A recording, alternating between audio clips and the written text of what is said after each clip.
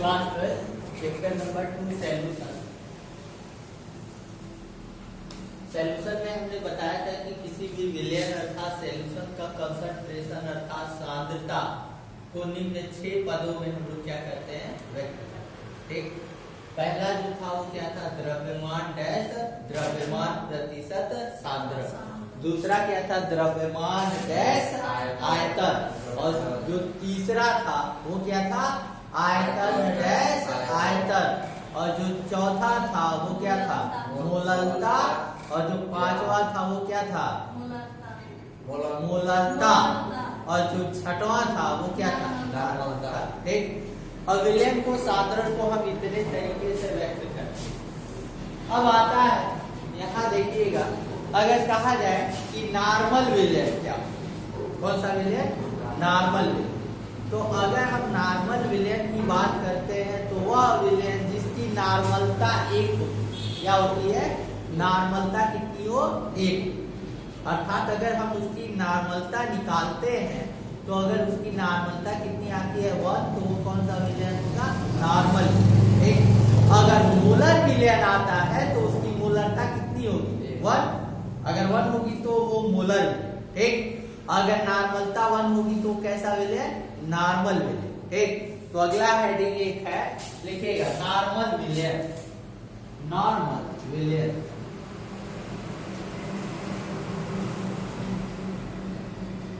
कभी कभी ये भी पूछता है, नॉर्मल विलयन।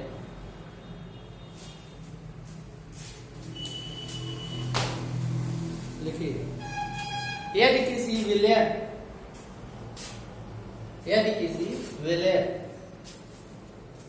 की नॉर्मलता 1, जब किसी विलयन की नॉर्मलता 1 होती तो वह विलयन नॉर्मल विलयन कहलाता है। तो वह विलयन नॉर्मल विलयन कहलाता है। और नॉर्मल विलयन की नॉर्मलता कितनी होगी, 1। एक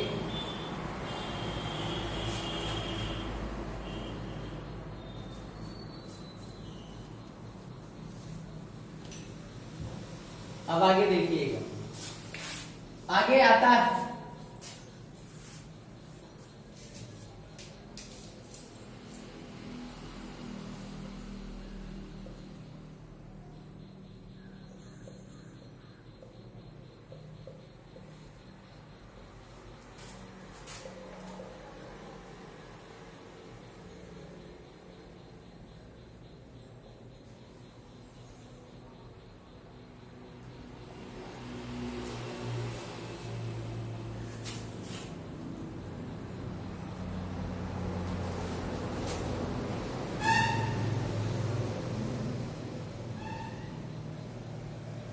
किसी यौगिक के अनुपात तथा तुल्यांकी भार में संबंध। ठीक, और ये जो यौगिक होगा वो कैसा होगा, विद्युत अपघट्य।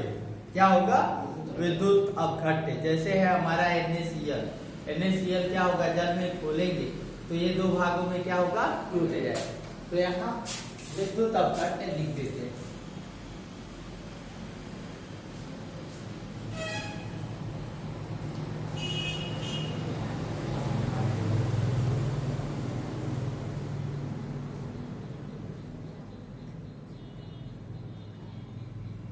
किसी विद्युत अपघट्य यौगिक के अणुभार तथा तुल्यांकी भार में संबंध। हमने बताया था कि अणुभार कैसे निकालते हैं, जो एक अणु का भार होता है वही क्या कहलाता है, अणुभार। अगर किसी का तुल्यांकी भार निकालना हो तो तुल्यांकी भार को हम कैसे कैलकुलेट करेंगे वो यहाँ हम दिखाएंगे। तो लिखिएगा, किसी विद्युत अपघट्य यौगिक, किसी विद्युत अपघट्य यौगिक के अणुभार तथा तुल्यांकी भार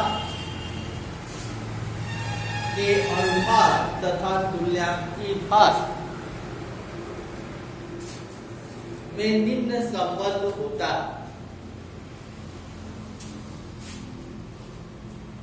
में लिंग संबंध होता है।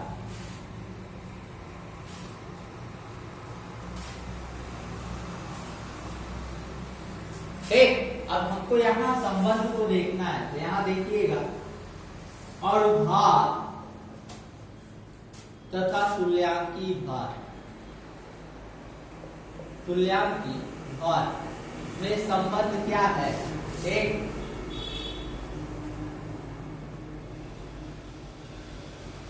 क्या है यहाँ देखिएगा, अणुभार इक्वल टू होता है, अणुभार इक्वल टू होता है तुल्यांकी भार, तुल्यांकी भार गुणे अम्लता या क्षारकता। गुणे क्या होता है? अम्लता या क्षारकता। ठीक, और भार इक्वल टू होता है तुल्यांकी भार गुणे क्या हो जाएगा? अम्लता या क्षारकता। अब यहाँ तुल्यांकी भार कैसे क्या कैलकुलेट करना है इसको हम बताएंगे, या ऐसे एक चीज और कह सकते हैं, तुल्यांकी भार, तुल्यांकी भार इक्वल टू होता है अणुभार। अब यहाँ देखिए इसको इधर लेके आएंगे, डिवाइडेशन में जाएगा, भाग में जाएगा, तो कितना और बटा अम्लता या क्या होगा? क्षारकता।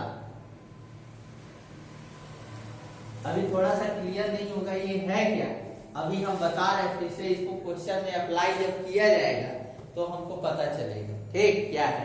और दूसरी चीज है, इस चैप्टर से 2-3 डिफिनीशन जो आते हैं उनको मैं बता दूंगा जब लिखाऊंगा, तो हाँ ये तैयार कर लीजिएगा, ये पूछता है डिफिनीशन। बाकी जो ये फार्मूले हैं 2 ही चैप्टर से तुम्हारा अंकिकाना है, 5 या 6 नंबर का अंकिकाना है केमिस्ट्री, और वो 2 ही चैप्टर है। एक कौन सा है? ठोस अवस्था, जो पहला आप पढ़ चुके हो, और दूसरा क्या है? विलयन। ठीक, अगर अनसॉल्व होता तो दिखाते विलयन से कैसे हमारा क्वेश्चन पूछेगा। ठीक, इस तरह तो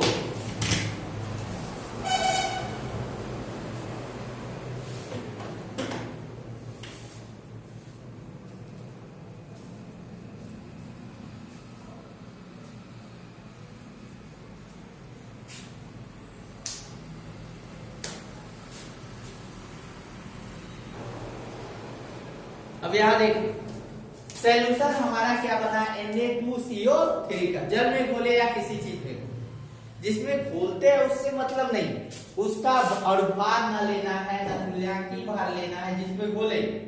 यहाँ अणुभार या तुल्यांकी भार उसका लिया जाएगा जिसको हम एक, तो यहाँ में इसको घोला गया है, तो अब इसका अगर अणुभार निकालना होगा तो क्या आएगा? तुल्यांकी भार निकालना होगा तो क्या है? एक, अगर हम इसका अणुभार कैलकुलेट करते हैं, का अणुभार,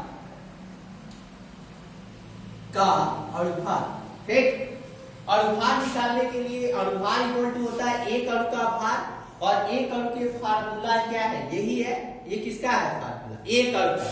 जैसे H2O लिखते हो तो वो जल के एक अणु का सूत्र, किसका सूत्र है? जल के एक अणु का। उसी तरह ये किसके एक अणु का सूत्र है? Sodium carbonate. किसके? Sodium carbonate. अब सोडियम कार्बोनेट के ये एक अणु का सूत्र है, इसी का भार निकालना है, तो जाहिर सी बात है यहाँ देखिए Na कितना? 2 हुआ ना। अब यहाँ देखिए Na 2 है तो 2 गुणे एक, सोडियम का परमाणु भार कितना होता है? सोडियम का परमाणु भार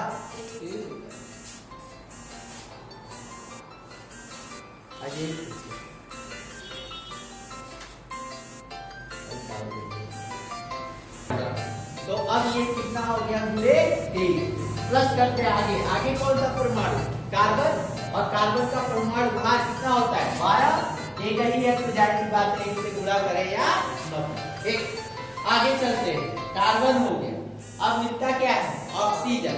अब ऑक्सीजन अगर मिलता है तो ऑक्सीजन है संख्या में कितना? 3, तो ये हो जाएगा प्लस 3 गुणे एक ऑक्सीजन का कितना होता है परमाणु भार? 16 16।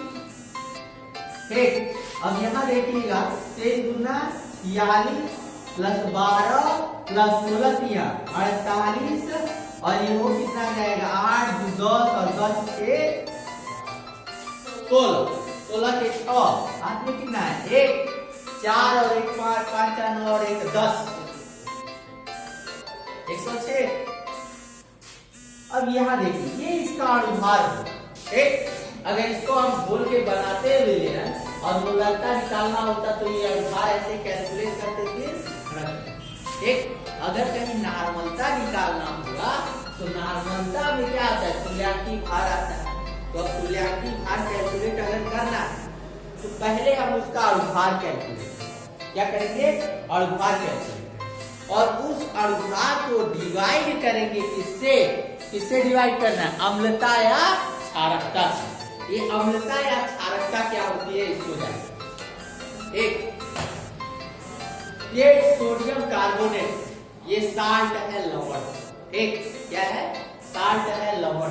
यदि हम इसको जल में खोलेंगे सोडियम कार्बोनेट तो ये देगा 2Na पॉजिटिव क्या देगा 2Na पॉजिटिव Na2CO3 ठीक। अगर हम इसको जल में खोलते हैं तो ये हमारा देगा क्या जल में घोला यानी रिवर्सिबल प्रोसेस ये हो जाएगा 2Na पॉजिटिव प्लस CO3 पर डबल निगेटिव। पॉजिटिव कितना है 2 है निगेटिव कितना 2 तो इसको 2 से डिवाइड करें और भाग को किससे डिवाइड करेंगे 2 ठीक। तो इसका अगर तुल्यांकी भार अगर हमको निकालना है तो Na2CO3 का तुल्यांकी भार अब तुल्यांकी भार इक्वल टू होता है ठीक और भार कितना 106। चार्जेस कितने हैं 2 पॉजिटिव है 2 निगेटिव डिवाइडेड बाय 2 से डिवाइड करेंगे कितना हो गया ये दिखा। अब यहाँ देखिए इसको हम लोग विद्युत अपघट्ट कहते हैं। हेडिंग में ही है किसी विद्युत अपघट्ट यौगिक के अनुभार तथा तुल्यांकी भार में संबंध ये है। तो ये विद्युत अपघट्ट उसको कहते हैं जो जल में घुलकर दो विपरीत आयन दे अर्थात पॉजिटिव और निगेटिव में टूटे। एक एग्जांपल और देखते हैं। अगर हमको तुल्यांकी जैसे NaOH का अगर हम अनुभार निकालते हैं का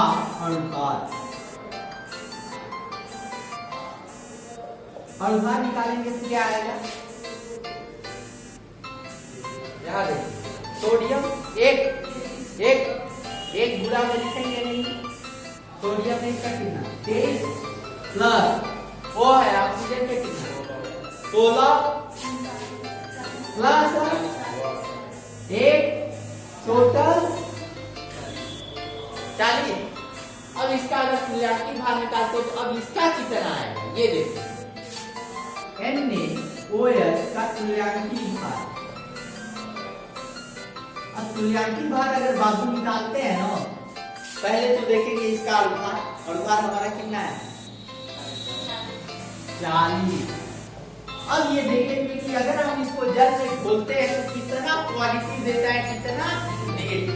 वहां 2 पॉजिटिव और 2 निगेटिव था तो 2 से हमने डिवाइड और जब भी ये जल में घोलने पर टूटेगा तो जाहिर सी बात है जितना पॉजिटिव मिलता है उतना ही क्या मिलेगा निगेटिव। अब अगर इसको जल में घोलते हैं पहली चीज तो आपको ये आना चाहिए कि अगर इसको जल में घोलेंगे तो कितना पॉजिटिव कितना निगेटिव मिलेगा और उसी संख्या से हमको क्या करना होता है डिवाइड करना होता है ठीक। अब यहाँ जो है अगर इसको जल में हम लोग घोलते हैं NaOH और जल में जब इसको घोलते हैं तो जाहिर सी बात है NaOH क्षार क्या है क्षार क्योंकि OH दिख रहा है ना तो जाहिर सी बात है क्षार है। और जो क्षार होता है उसकी अम्लता क्या होती है उसकी अम्लता। अगर अम्ल है तो उसकी क्या होगी क्षारकता। अगर अम्ल है तो उसकी क्या होगी क्षारकता। अगर क्षार है तो उसकी क्या होगी अम्ल। अगर ये क्षार है तो जाहिर सी बात है इसकी क्या होगी अम्लता होगी और उसी अम्लता से अनुभार में क्या करेंगे डिवाइड ठीक। अगर अम्ल होता तो उसकी क्षारकता होती और उसी क्षारकता से क्या करते डिवाइड करते ठीक। अब ये टूटेगा Na positive plus OH negative ion देगा ना। अब इसमें को पॉजिटिव को निगेटिव, टू मिला के कितने को पॉजिटिव को निगेटिव, डिवाइड किससे करना,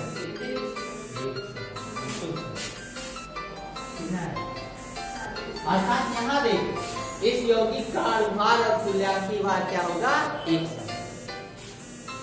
अर्थात कैलकुलेशन में अगर हम नामकता में तुल्यांकी भार रखना है तो हमको ये आना चाहिए कि अनुभार निकालने के बाद तुल्यांकी भार कैसे निकालते हैं, ठीक। तो आप लोग करिए क्या है,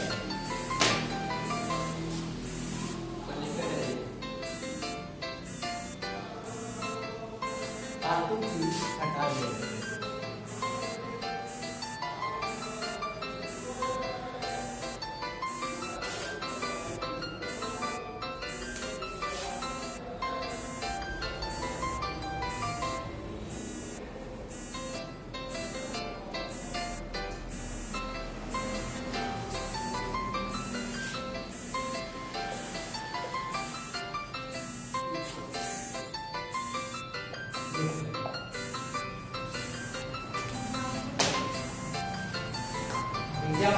कैसे कैलकुलेट करते हैं।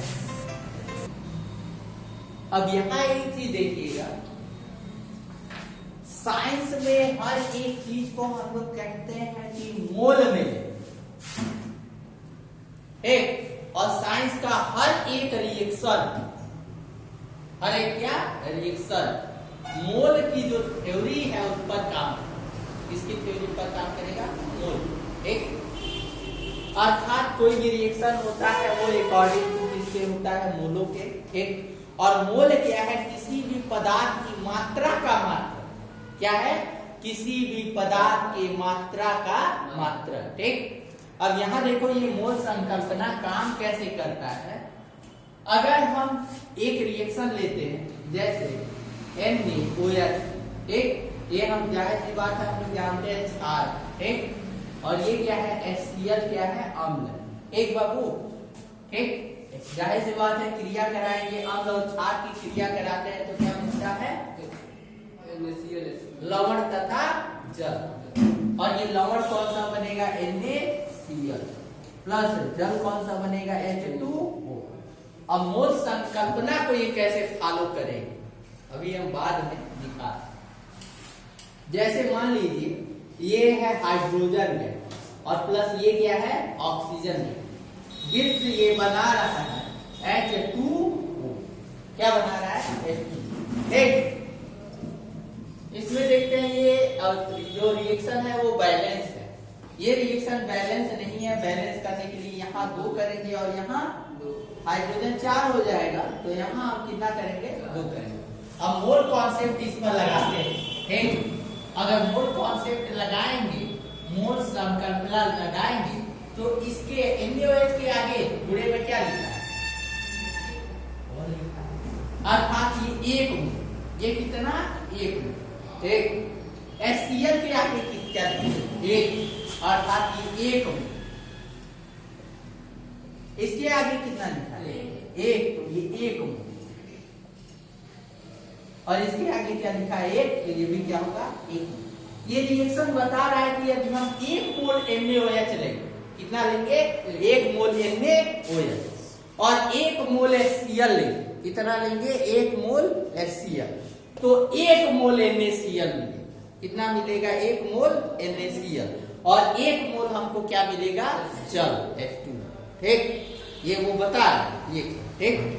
अब इसमें आते हैं H2 के आगे मल्टीप्लिकेशन में कितना, 2, अर्थात ये 2 मोल, O2 के आगे 1, अर्थात ये 1 मोल, एक।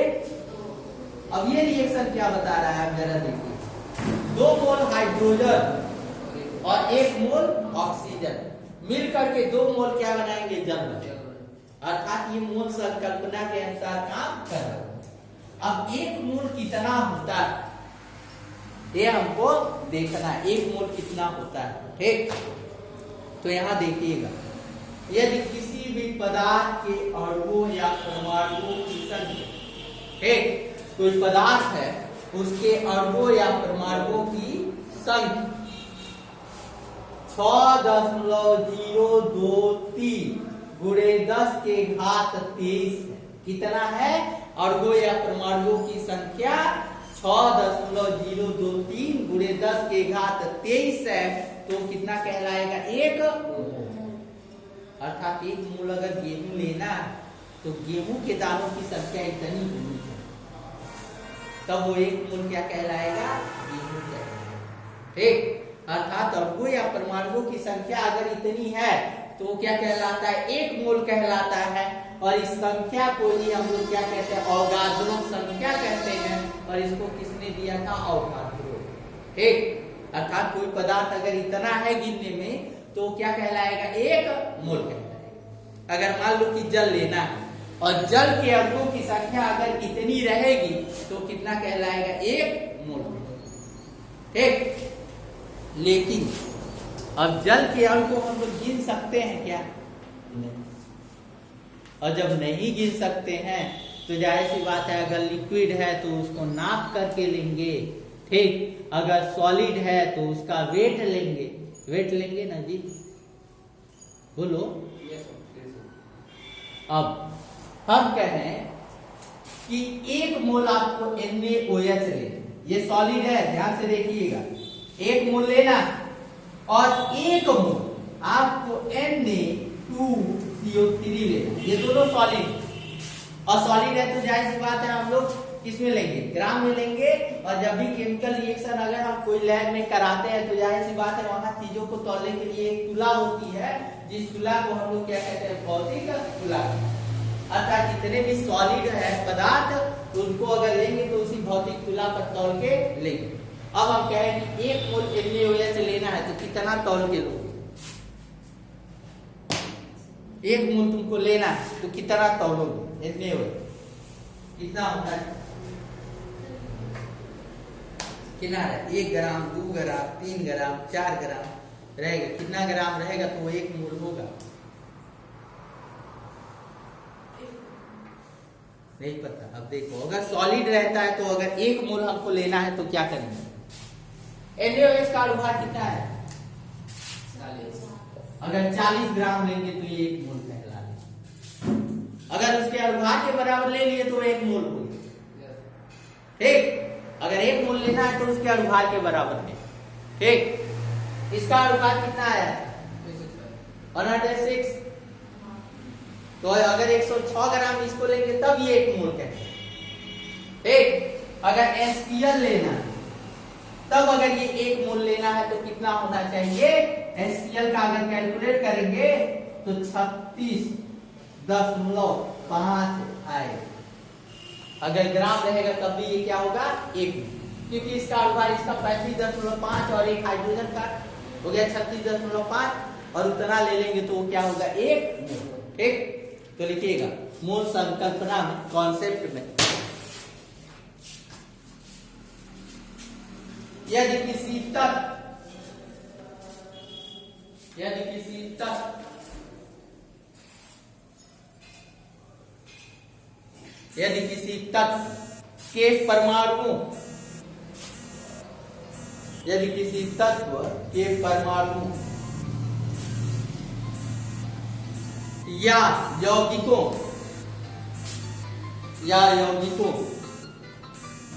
के अणुओं की संख्या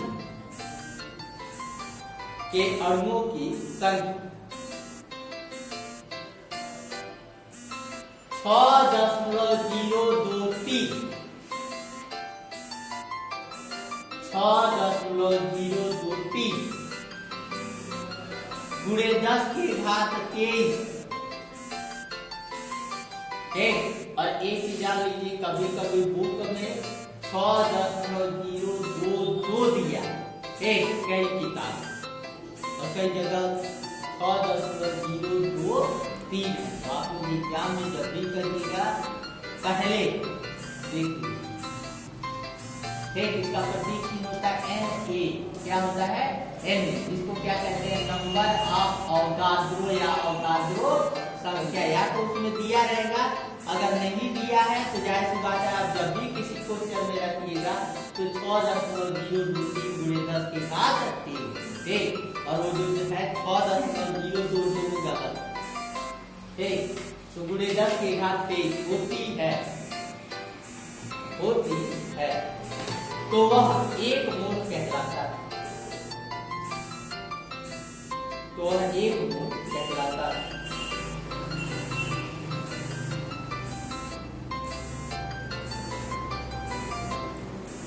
एक अब इतना हो गया, मतलब विलयन का कंसंट्रेशन से लगा करके ये सारी चीजें। ठीक,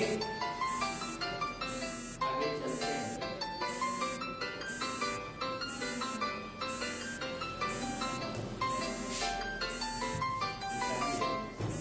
बंद कर दो।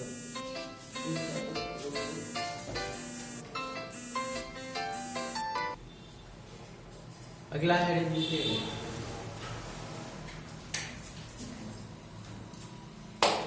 मोल प्रभाज।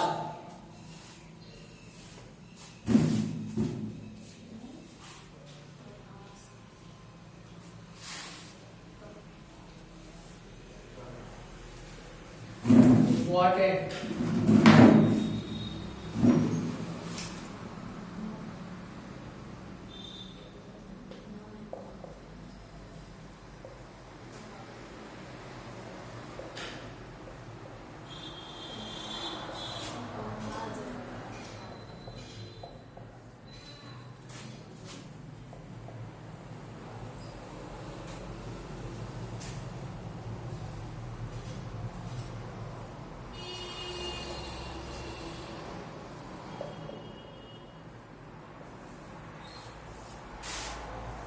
मोल प्रभाज या मोल अंश या मोल फ्रैक्शन।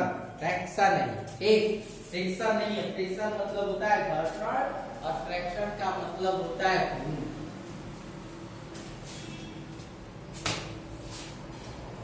ठीक, अब ये भी किसका हम कैलकुलेट करते हैं, किसी भी सॉल्यूशन का कैलकुलेट करते हैं। ठीक, किसी भी विलयन का हम क्या निकालते हैं, मोल अंश निकालते हैं।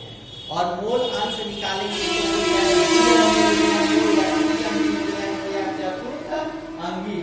सभी का हम क्या निकालते हैं, मोल प्रभाज कैलकुलेट करते हैं। ठीक, तो इसमें लिखिएगा, किसी भी विलयन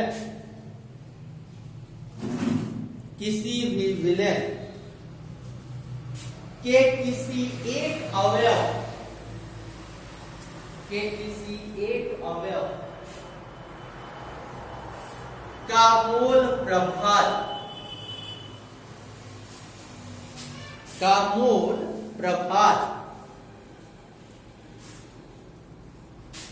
उस अवयव के मोलों की संख्या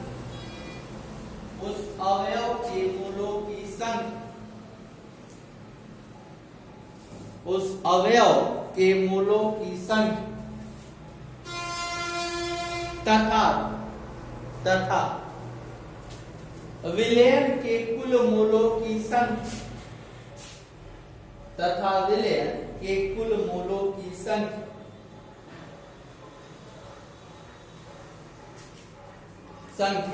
के अनुपात के